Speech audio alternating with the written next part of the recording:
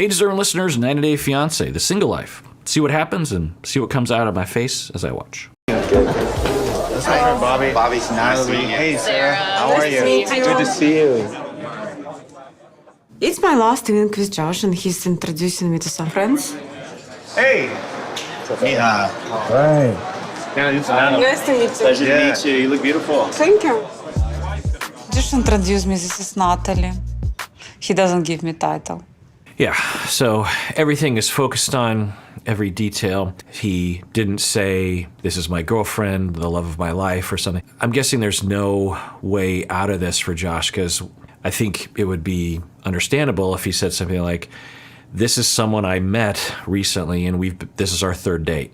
And I'm guessing that for Natalie, that would trigger her as well. So I don't think there's any way to win other than for him to say, this is Natalie, and I plan on proposing to her tonight because she's the only woman on the planet that I want to be with. I don't know. Even then, I'm sure she'd be triggered by something. But anyway.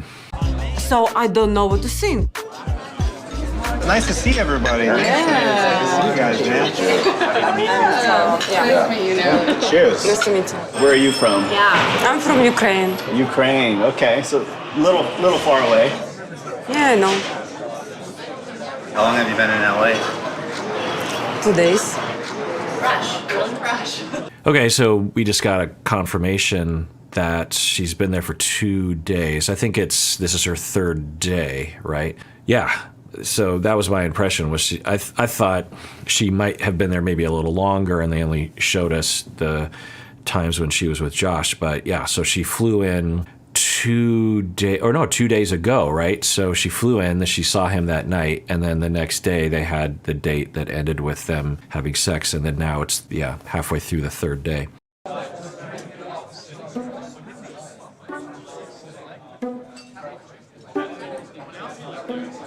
Natalie is like a little awkward. Maybe she feels uncomfortable. I'm hoping it gets better because I want her to just get along with everybody without drama. I hope that she fits in. Yeah, there's nothing wrong with being socially anxious or shy or awkward. She's in a foreign country, in a foreign culture with, speaking English isn't her native tongue. So, there's nothing wrong with being a little awkward. But the real problem, I think, is that she has been triggered pretty severely throughout the day and is in a bad mood and is having a really hard time mustering the energy to have small talk and be pleasant. So I think that's what's happening, and I think she's descending into more pain, more hurt, more negative narratives. I think she is either on the cusp or has already switched to devaluation. Josh is all bad, and then the gloves will come off and she'll really go after him. If I were to advise them, I'd say, let's not meet up with the friends. Let's have a together moment if you're really interested in trying to make this date work for the two of you. But then I guess if you're him, you're like, well, I want to know what she's like when she's around other people because I'm a social person and I just want to find out how she does with it. And maybe now he knows the answer to that. Welcome. Oh, thank you.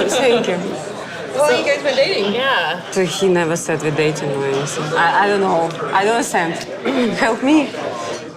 Okay, it also could be a cultural difference because for her, she's like, he just said this is Natalie, and maybe in Ukraine it would be something a little bit more formal. This is someone that I'm dating, or because in the States and West Coast culture, I guess, because this is LA, Seattle, that to say this is so-and-so, it's implied that this is someone that you're dating, whether it's the first date or the 20th date. I guess that would be the way that a lot of people would introduce someone. And then she is saying, the friend of Josh is saying, how long you've been dating? And Natalie is like, well, he hasn't even said if we're dating or not. So I don't know, help me. So I think she doesn't know the words or doesn't know the procedures. Maybe in Ukraine it's a lot different, the way that you would communicate to someone that you're dating. There'd be these little markers of, okay, we are now dating, as opposed to we just hooked up, or I don't know. Because from the looks of it, he's, I think, self-defining as clearly I'm dating her, right? We are dating, yes. we don't know if things will go beyond this, but we are currently dating. So it's just another aggravating factor, I think, in misunderstanding each other is they don't know the landscape or the protocol. Because I think a lot of Americans who would be in that situation dating Josh would assume that, well, we've been, plus what does dating mean, right? There's the dating, like, oh, we're dating now, we're not just hooking up, as opposed to what I think this friend is asking is, how many dates have you been on and for what span of time? I think more practical. In America, you could just say, I want to know what we are. And make him tell you. Says, Absolutely. I've known Josh a long time. I wouldn't How long think do you know him? 15, 16 years. Okay, so she's getting some advice, and the friend said, you just ask the question. Just say, what are we? And then Natalie says, the girl can say that? So I don't know if that's a Ukraine thing where women aren't supposed to bring that up or something. So, okay, it's good for her to know. So she can just say, hey, what are we? Is he a guy who can be devoted to one lady or no? I think it's a long-term relationship kind of guy. What is in America long term? Right, yeah, he was with his wife for at least 10 years. So, okay, he's getting information, and the friend is saying, I think Josh is a long-term relationship kind of guy. And that's, I think, reassuring to Natalie. And then she's like, well, what does long-term mean? Which is a good question to ask. And then she's saying, well, I think he was with his last wife for 10 years. Now, I could see that going either way for Natalie, where on one hand, it's like, oh, okay, well, that's positive, but it's also negative because he's going to leave me after 10 years? Like, I don't know. I could see her being triggered or reassured in a variety of ways. Yeah. I mean, we never discuss. He never says. I don't know. I don't understand. I mean, he brought you around to meet us, be his friend, so Yeah. I mean, that's a step right there. that's huge in America. Yeah, so the friends are saying it's a step. He's introducing you to his friends. Whereas for Natalie, and maybe in Ukraine as well, I don't know, but at least for Natalie, there aren't steps. There's either you're all in or you're not. So I don't know if she's going to understand or relate to this stepping, you date and then you have sex and then you introduce to friends and then you do, whereas for her, it's you're either completely in or you're completely out. American man, not like Ukrainian man. In Ukraine, if he likes girl, he say like, I like you, I consider you as my girlfriend, just more, open about what he feels. Josh, he's kind of, all over like this, Well, that's how it feels to her. I think anyone who is from my neck of the woods culturally, when they would be in a situation like that, they'd be like, oh, this is actually going pretty quick. Like, we've seen each other, we've had 3 dates in 3 days. Like, that's a huge deal. We've had sex already. That's a huge deal. I'm meeting his friends on day 2. That's a huge deal. Like, I think a lot of people, so I guess of course, it would be a cultural difference, right? I don't know. Maybe she is just speaking more from her own experience and expectations rather than representing Ukrainian culture. But, it just depends on how you look at it. I think if you asked him, he'd be like, well, I'm moving faster with her than I probably have ever moved with any other woman before. So, yeah, I feel like we're really getting pretty serious pretty quick. And from her standpoint, she says it feels like this. It's day 2, Natalie. It's day 2. I think the hard part is you both have to be able to let your walls down and to get to know each other on a deeper level. It's like Russian dolls. The I'm Russian not doll. Russian. Well, I'm Ukrainian. but it's like different. Now, maybe she gets this a lot, and it's a sensitive thing, so she is sensitive about the topic of Russia being brought up around her. But, yeah, I mean, she's not saying that she's Russian. She's saying it's like Russian dolls. And then she's like, I'm not. Yeah, okay, which I can get. Like, for me, when someone asks me where I'm from or if my parents were born here, another question that I'll get is, do I know Japanese? And again, they're innocent questions. They're not coming from a terribly racist place or a terribly ignorant place, but people only ask brown people those questions, particularly Asians, right? And you don't ask a white person. Like, you don't if you're talking to this woman who presents as white, you wouldn't say like, do you speak German? How come you don't have an English accent? Do you speak Swedish? Like, were your parents born in the state? It just gets assumed that you go way back, even though it's not it's possibly not true. Also, what's the difference, right? Like, why is that the first, when you see an Asian or a half Asian face, why is it the first question that emerges?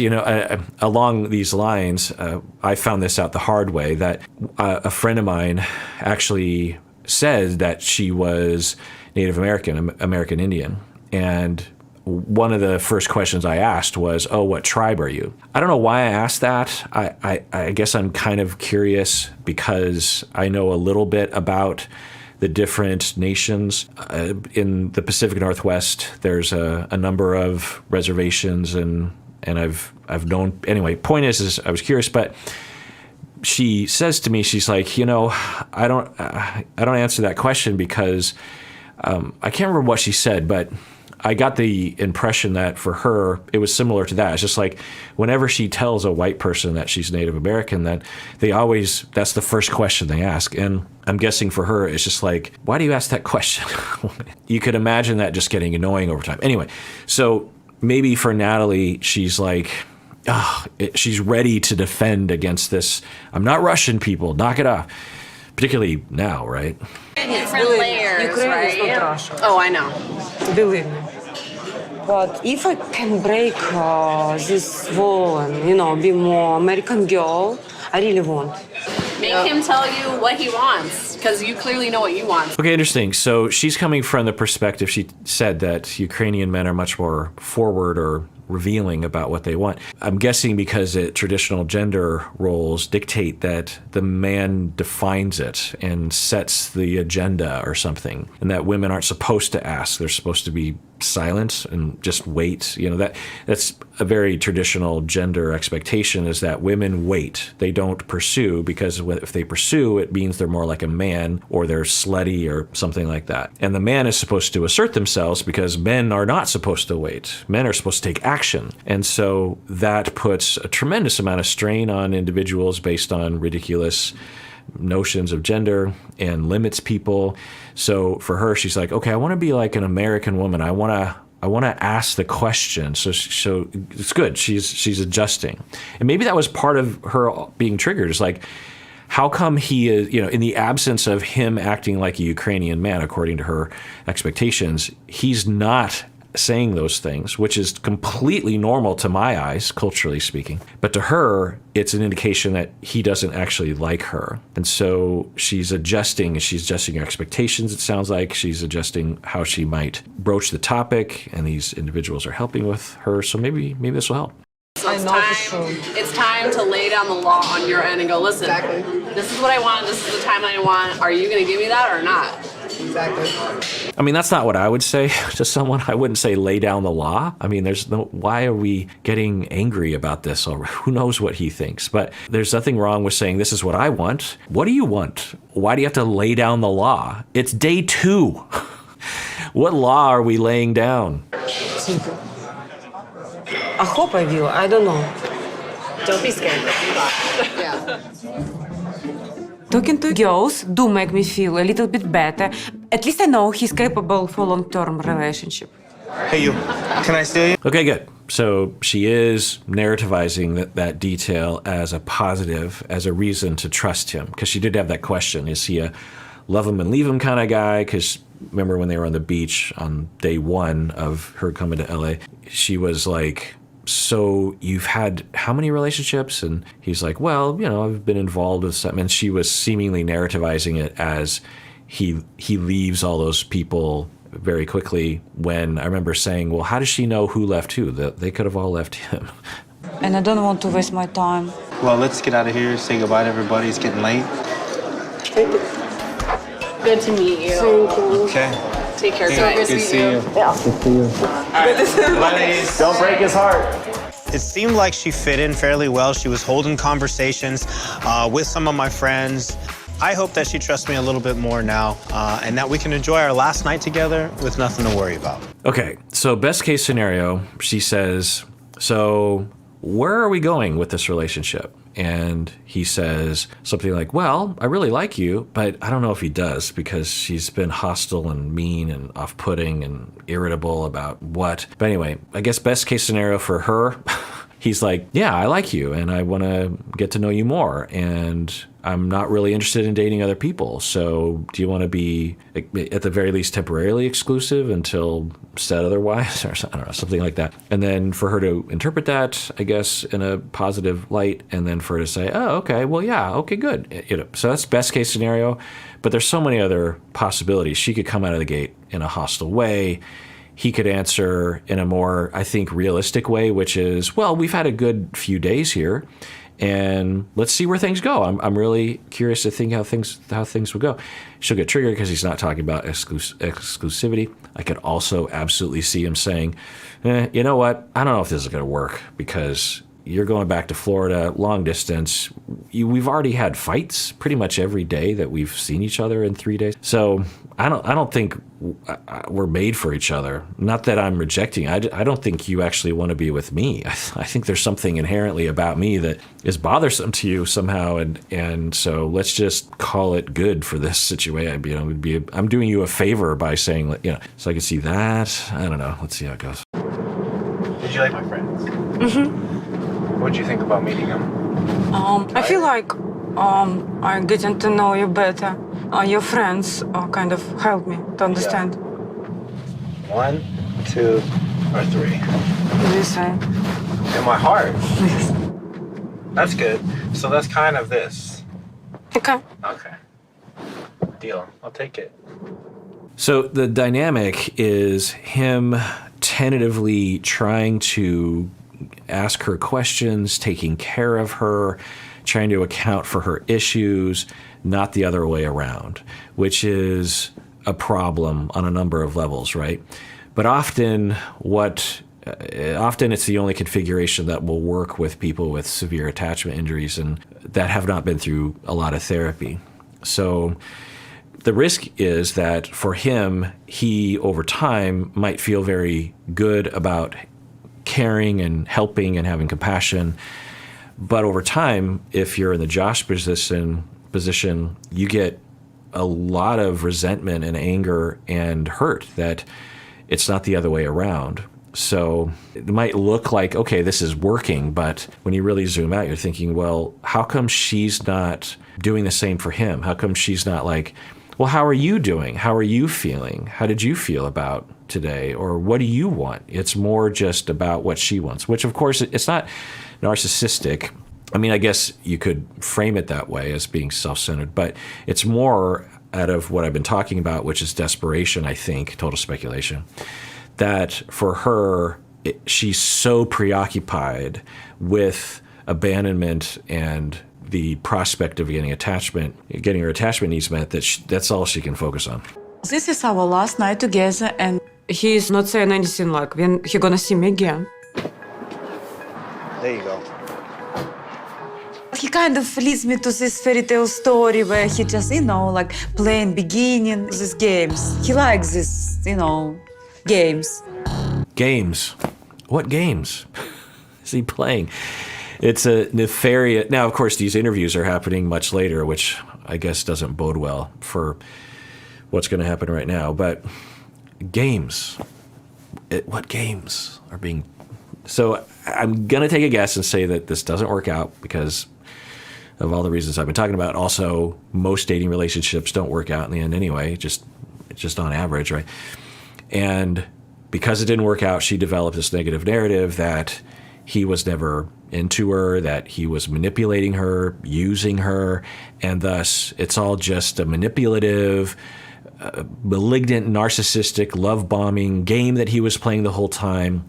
And that's what happened. Just another example of another person mistreating me and abandoning me, and there's no love in the world. No one is good, and I can never find love. When all she did was, I don't know, but it's possible that we're watching her ruin a good beginning to a dating relationship. That's another narrative that we might be able to look at. I'm afraid that he will be not right man for me.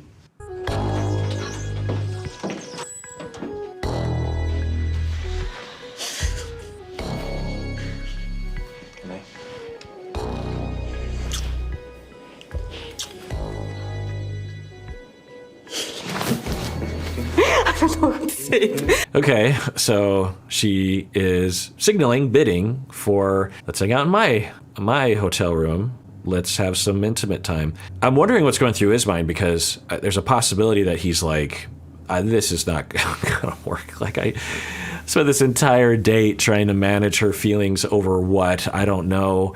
So he might be like, you know what, I don't wanna go to her room. So, yeah. I'm sorry. Okay, so I don't know. Maybe they can have an intimate moment and she can be reassured through that. Maybe they'll have a conversation in the hotel room about what they want from the relationship. He'll reassure her. I don't know. I just can't imagine this going well.